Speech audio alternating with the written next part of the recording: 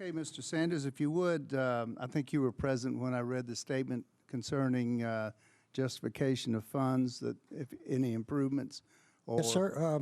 Actually, think in my brief remarks, I'm going to cover all that if that's okay with you and the members of the body here. That we're more than happy with that. If you would just Okay. introduce your associate, and the floor is yours. This is Doug Peters. Here's our finance manager at the Fairgrounds. And once again, thank you, Chairman Pridemore and the members of the Budget and Finance Committee. This is actually my 42nd time to appear before this body and present an operating budget request for Metro Department. So I hope I can convey to you on behalf of the Fairgrounds that we are continuing to hold our own financially and very confident that we'll continue to do so next fiscal year. In the simplest terms, the Fairgrounds is a non-civil service general government department that operates as an enterprise.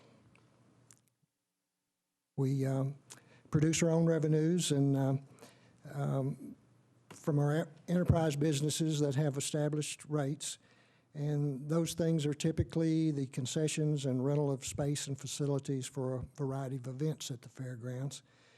I think most of you also realize that the Fairgrounds shows generate sales tax revenue for the county. It's hard to estimate how much that is, but I would make this quick analogy for you to consider.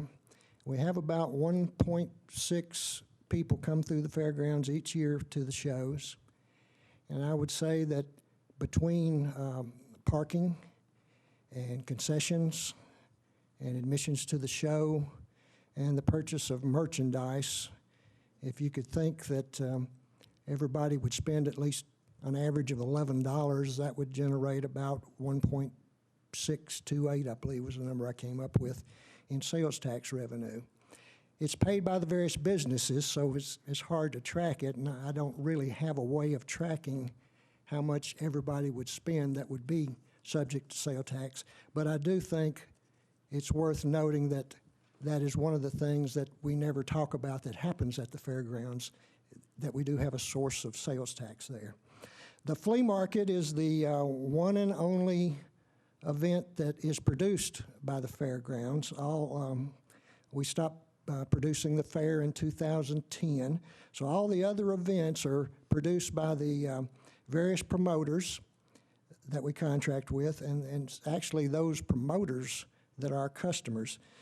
This past year we contracted for 699 events, and of those 102 were new events that we hope will continue next year.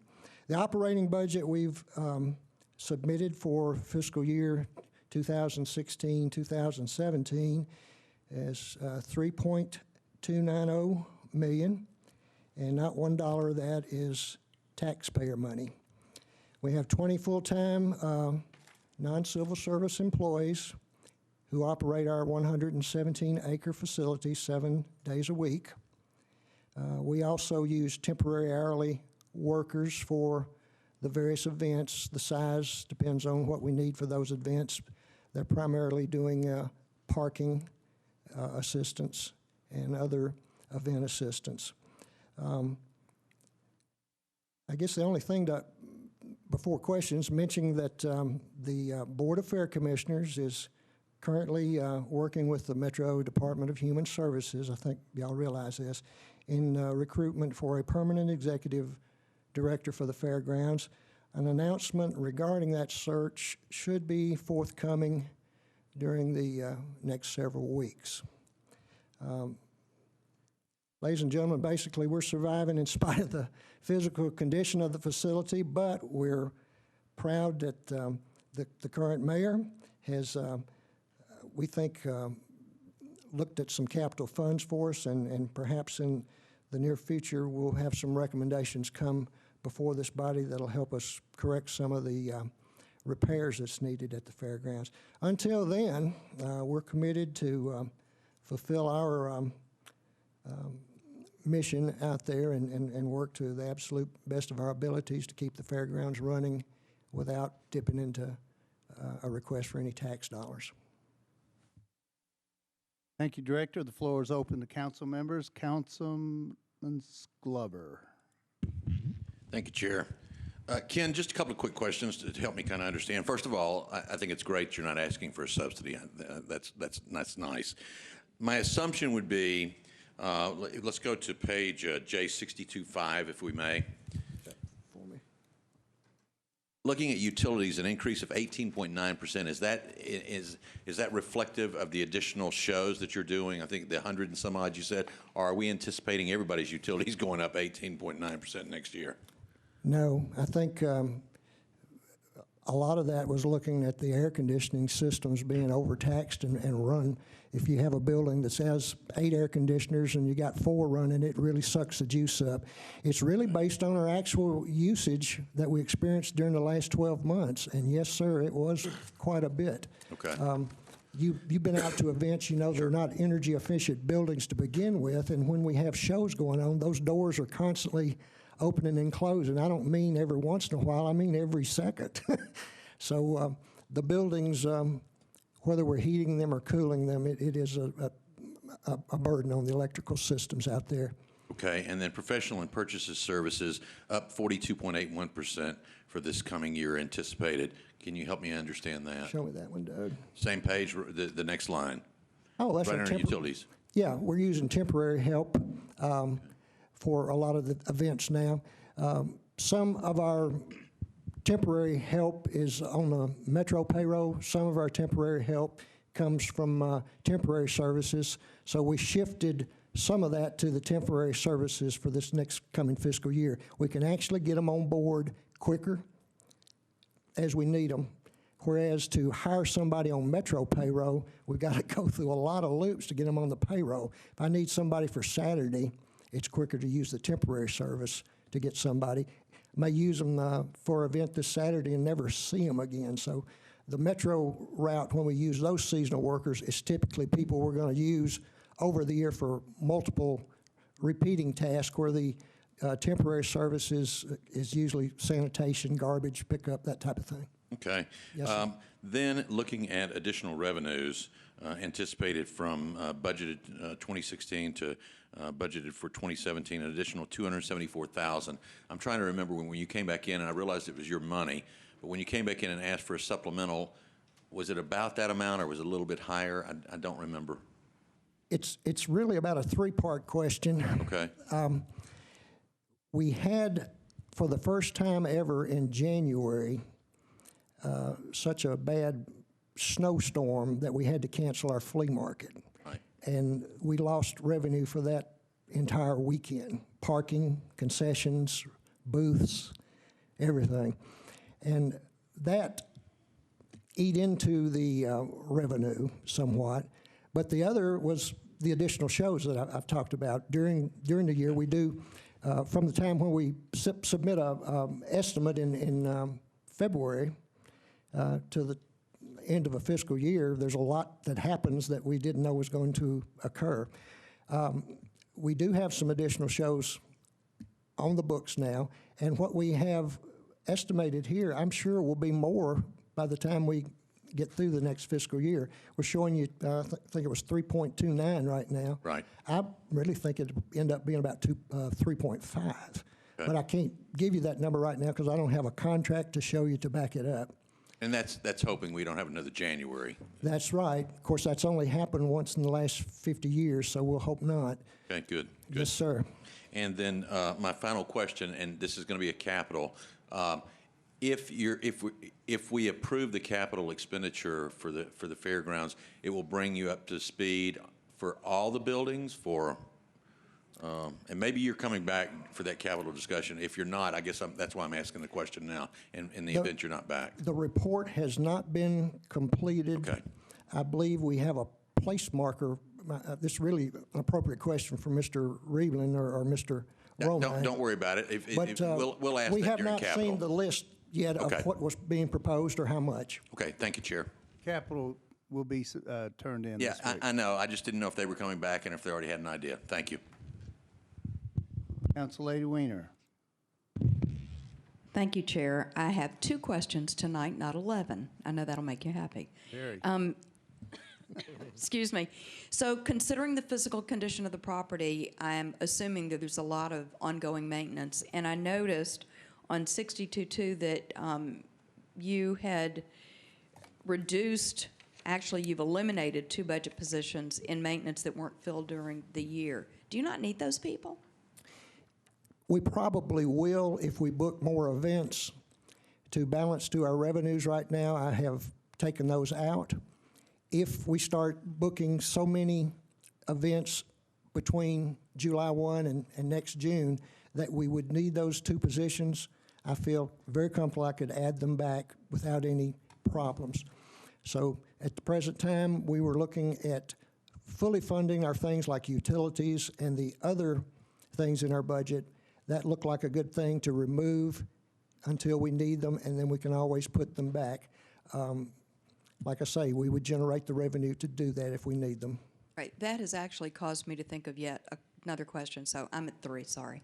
In terms of utilities, are there other direct impact costs that we incur when we have a show, a fair, or whatever, that we can charge those vendors or show providers those fees, those costs? We do have some add-ons, so I don't know if I'm following you exactly. We have a fee structure that includes the rent of the building. We rent them the equipment, whether it's staging, pipe and drape, tables, chairs, microphones, PA systems, all those type of things to have their event. Do we have any impact fees? No, ma'am. Is that something that we might ever be able to consider, Mr. Jameson? Sorry, Chair. May I ask Mr. Jameson that question? Thank you. It is. I think it was in 1988 or 89. The state legislation allows every county to consider implementing impact fees. Davidson County has just never done so. Thank you very much. And my last question is on that overtime adjustment. Well, never mind. That answered my other question, too, so I'm good. You got 2 out of me. Thank you, Chair. Thank you, Vice Chair. Councilman Sledge. Gentlemen, thank you for being here. And we are in his district, by the way. Right. And I did want to give a note of thanks. In fact, I was out on the property this week going around with our newest commissioner, and Ken's done a great job in the interim, and I have a lot of confidence in him and confidence in the board as they're going through the hiring process. The thing I wanted to know when we talk about the revenues, if y'all wouldn't mind just expounding a little bit upon the flea market revenue and how important it is, because when we talk about making this a true enterprise fund, it relies very heavily on the flea market. The flea market generates about 46% of our revenues, and they make the biggest profit out of the flea market. When we have the flea market weekend, we're able to use all of that space to set up booths for the vendors, whereas a lot of other events are not interested. Y'all have to remember the Fairgrounds wasn't designed to be an expo center. The buildings were designed for cows and horses and pigs and chickens, and just totally inappropriate for a lot of the things that we do. So not every show that comes out thinks it's an appropriate venue. So we're fortunate to woo quite a few folks, and like I say, we had 699 shows events last year. The flea market is able to use all that space, and that's part of the success. It is the 6th largest flea market in the United States. It's recognized nationwide. We have vendors that come from Arizona and New York on that circuit. They are professional flea market vendors, not somebody that cleaned the garage out and brought all the stuff over to the flea market. About 80% of our vendors are there every month selling factory-in runs or antiques. Antiques is about 60% of the business. So the flea market is very important. And you remember what I said about sales tax. All that parking and all those sales by those 800 vendors that we'll have next week out there, that comes to the local sales tax comes to this government. So that's important to the government as well as to our revenue stream. And of course, all the other shows also on the things I mentioned, whether it's parking, admission fees, sale of their merchandise or concessions, there's also sales tax generated from that. Sure. One question, Chair. When it comes to parking, this is something we haven't talked about, but obviously there is a lot of street parking that's around the parts of the property. Do y'all have any, and you may not, do y'all have any idea about kind of what revenue might be lost or potentially gained if that parking weren't available? It's odd that you asked that. I just had a meeting with our folks this morning where we had been researching that. What we call walk-ins on flea market weekend at least, that's about 1,000 people on Saturday and about 1,000 on Sunday. You have to remember they don't park there all day. Those spots turned over. But we get no parking revenue from those folks. They come on in. I don't know on the streets. Some of the neighbors actually sell space in their yards even to let them park. And then we've heard the police complain about others where somebody's blocking my driveway or my mailbox or what have you. I would say about the only way to really investigate that would be look at the neighborhood where these things are occurring and maybe designate some people or some spots, no parking this block or no parking on this side. Some of the streets are narrow anyway, so I understand there's been some accidents over the years. But on our property, we park at the flea market, gosh, 10 to 11,000 cars over a weekend, and we shuttle them around on the property. So the flea market is a big part of our enterprise account. Yes, sir. If you hadn't been to it, you need to. If they don't have it, you don't need it. Council Lady Dow. I'll make it real quick. I just wanted to know, I know for some of the capital improvements that we're having, we're waiting on the study. And I was wondering, what is the status of the study, just real quickly, and if you have a timeline? The study, as I understand it, there'll be another meeting next week, and I think that is their final meeting before they compile it and present it to the mayor. Okay, okay. Now, that's my understanding. Remember, we didn't commission the study. We're anxious to see it, and we're proud that it's done, and we're hoping the results really bring some good information for everybody to make some decisions with. Thank you. Mr. Adama did look at the council study, too, that was presented to the council, I think in 2012, I believe it was. Okay, seeing no other council members in the queue, I want to thank you, Director Sanders. Appreciate the presentation, information, and have a good night.